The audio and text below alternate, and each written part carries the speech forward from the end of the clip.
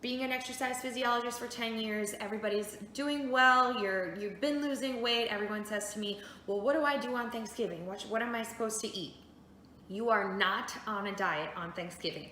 I want you to eat everything and anything that you want, okay? But when Thanksgiving is over, after you have your last piece of pie or coffee or whatever it is, the next morning you're right back up in the morning, you're gonna work out and you're gonna have your egg whites and your whole wheat toast, okay? Now let me explain why. Our holidays, they revolve around food. We look forward to certain things.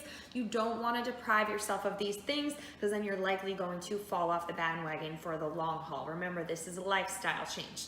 Okay, and reason number 2, if you don't have the things you want, you're likely to justify eating bad foods after the fact. So the following Tuesday after Thanksgiving, you see a chocolate donut that you really want. In your brain, you say, oh, well, I never got to have mom's pumpkin pie on Thanksgiving, so I'll just have this donut. Or you really want the Starbucks Christmas latte or whatever it is, and you know it's way high in calories, and you say, well, I didn't have an Irish coffee on Thanksgiving, so I'm gonna have this coffee.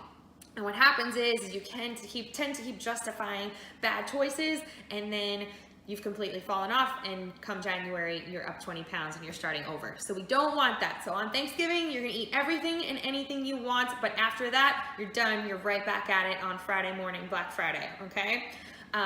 But in the meantime, I did want you guys to be aware of what is going on, especially so you don't eat more leftovers after the fact, okay? I want you to enjoy your foods, but I do want you to acknowledge and be aware of what's actually in those foods. So sugar adds up very, very quickly in our diets, especially when we're eating outside of our normal lifestyle. So I wanted to do a little demonstration to show you guys how much sugar is actually in your typical Thanksgiving dinner. So obviously not everybody eats all of these things, or you don't like some of these things. Your family might have different dishes I don't know about, but again, this is just an eye-opening experience for you guys, and I think it'll be pretty cool to see. So green bean casserole, that's actually one of my favorites. If you were to have 1 cup of green bean casserole on your plate, that's equivalent or it contains 3 grams of sugar. So what I did for all these foods, I measured out the comparison. So there's 4 grams to a teaspoon of sugar. So I measured out the amount of teaspoons in these bags, and I'm gonna dump them into this container to show us how much sugar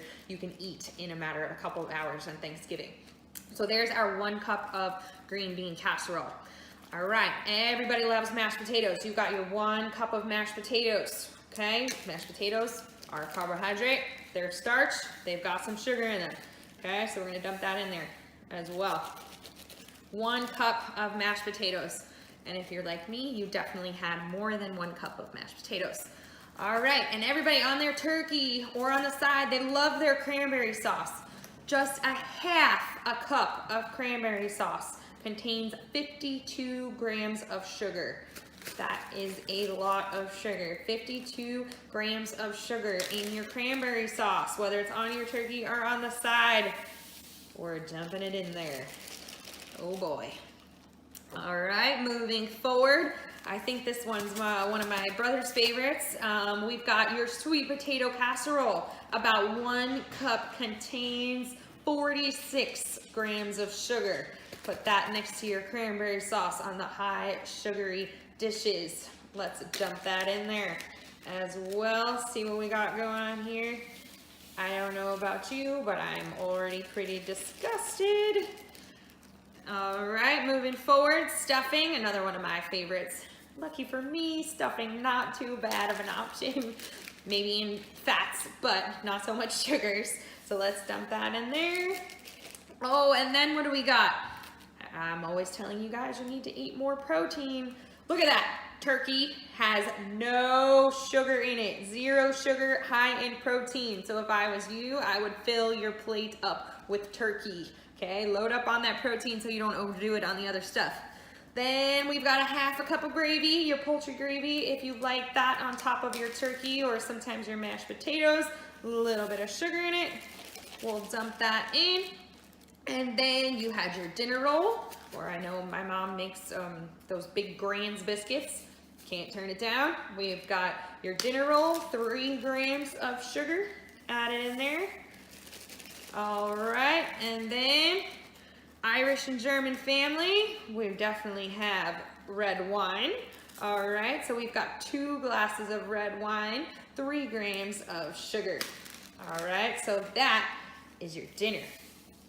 Let's see how much sugar it actually added up to be in your dinner. It's just below the line of 8 ounces. That's a whole entire cup of sugar.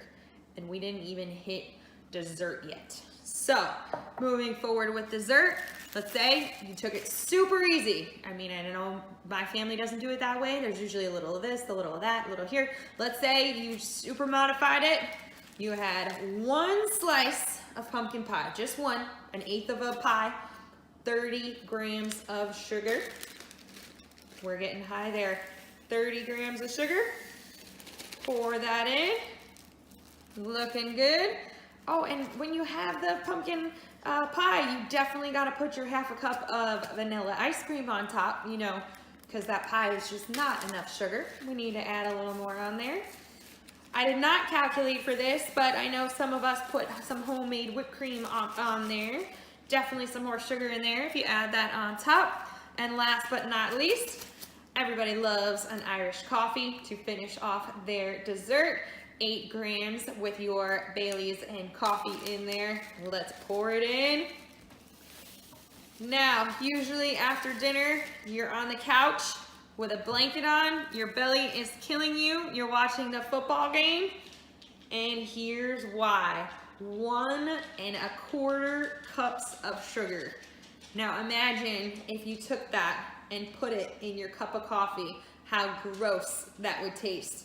Okay, I want you to think about all of this sugar going into your body over those few hours that you're eating along with your family. And keep in mind, this is not counting if you had second helpings. This is not counting if you had 2 desserts or appetizers or anything along those lines. We've got an entire 1 1/4 cups of sugar. Okay, so again, I want you to have whatever you want when you want it on Thanksgiving, but after that, you are right back on your plan. No more excuses. We're back to the lifestyle.